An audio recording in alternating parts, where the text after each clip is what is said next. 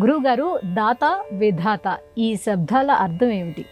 ధాతవు భారత శృతి విధాతవు, వేద పదార్థ జాత నిర్ణేతవు, కామముఖ్య రిపుషట్క విజేతవు, బ్రహ్మతత్వ నిర్ణేతవు, యోగినేతవు, వినీతుడవీవు, కాతర కైవడిన్ వగవ కారణమేమి పరాశరాత్మజ అన్న పద్యంలో ధాత విధాత అన్న రెండు శబ్దాలను ప్రయోగించారు పోతనామాచ్యుడు. ధాత అన్న విధాత అన్న ఈశ్వర స్వరూపానికి నిదర్శనమే. ధాతకు విధాతకు తేడా ఏమిటి అంటే, సకల చరాచర సృష్టిని సృష్టిస్తూ మరల ఆ సృష్టిని కొనసాగించే తత్వము ధాత.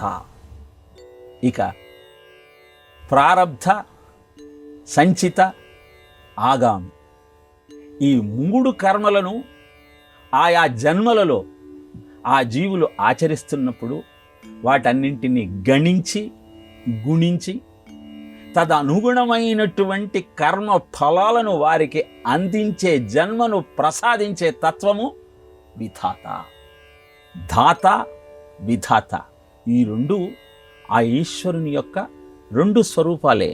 ఒక స్వరూపంలో సృష్టి చేస్తున్నాడు, ఇంకొక స్వరూపంతో చేసిన సృష్టిలో జీవులు చేసే పనుల యొక్క గణన గుణిస్తూ వారి గుణగణాలను నిర్ణయిస్తూ వారికి ఆ కర్మ ఫలాలను అందిస్తున్నాడు.